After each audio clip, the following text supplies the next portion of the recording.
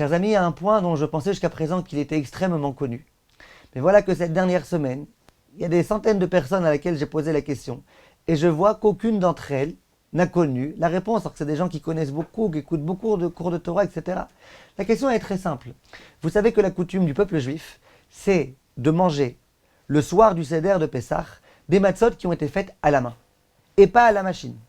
C'est-à-dire que même les gens qui mangent durant toute la semaine des matzot qui ont été faits machine, même les gens qui le soir du Seder amènent des matzot machine, mais les matzot qu'on mange au moment de l'accomplissement de la mitzvah, c'est des matzot qui sont faites main. Question pourquoi?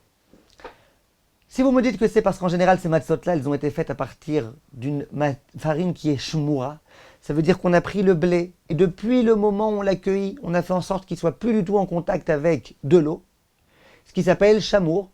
Mais il y a plein de matzot machines qui sont aussi shmurot.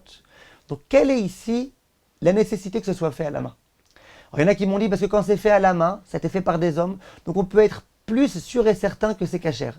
Peut-être, mais si c'est comme ça, pendant toute la fête de Pessah, on ne devrait manger que des matzot main, puisque l'interdiction de manger du chametz, elle est équivalente au premier jour, ou le deuxième, troisième, quatrième, cinquième autre jour.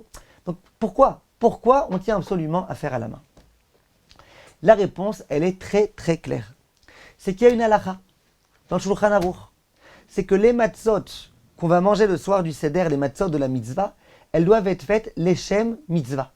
Au moment où on les fait, il faut penser, se souvenir, je les fais pour l'accomplissement de la mitzvah. Si vous rentrez une fois dans une fabrique de matzot, vous verrez, il y en a un qui est responsable à chaque fois qui vient voir les gens, leshem mitzvah, leshem mitzvah, leshem mitzvah, leshem mitzvah. Au bout d'un moment, on a un mal de tête, leshem mitzvah, n'oubliez pas.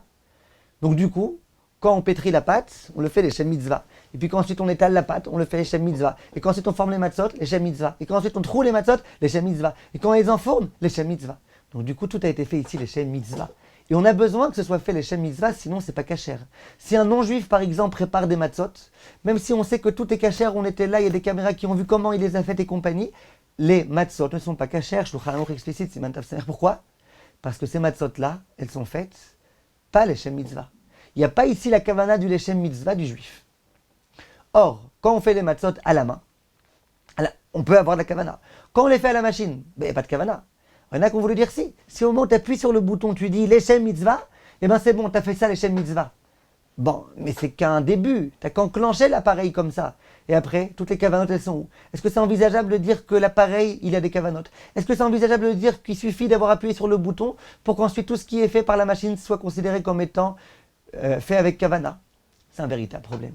Voilà pourquoi la coutume partout, c'est la matzah qu'on est obligé de manger pendant le seder, on la fait de façon à ce qu'elle soit à la main. Comme ça, on peut être sûr qu'il y a eu les kavanotes qui ont été mises. Si les gens qui les ont préparés, ils ont préparé les shem mitzvah. Et de cette façon-là, c'est kasher sans aucun problème. La question qui va se poser, c'est alors comment ça se fait que après le seder de Pessah, il y a des gens qui tout Pessah ne mange que des matzot qui sont faites à la main. Les autres qui disent non, ça va, le premier soir c'est le premier soir. Après les autres jours, laisse-moi manger des matzot machine comme je veux. Or en un mot, de quoi il s'agit? Ce qui est sûr, c'est que l'obligation de manger des matzot qui ont été faites leshem mitzvah, c'est le soir du Seder, c'est pas pendant tout Pessah. Alors quelle différence? Pourquoi? Qu'est-ce qui se passe? En fait, il faut comprendre une chose. Ceux qui disent non, on veut manger que des matzot qui sont faites main, y compris les autres jours de la fête de Pessah, c'est parce qu'ils disent, on peut très bien comprendre ce qu'ils disent, qu'il y a plus de chances que des matzot faites main soient cachères et ne soient pas devenus chametz que des matzot qui ont été faites à la machine. Pourquoi? Quand c'est fait à la main, d'abord on est là et on voit tout. Ensuite, toutes les 18 minutes, on change complètement les nappes.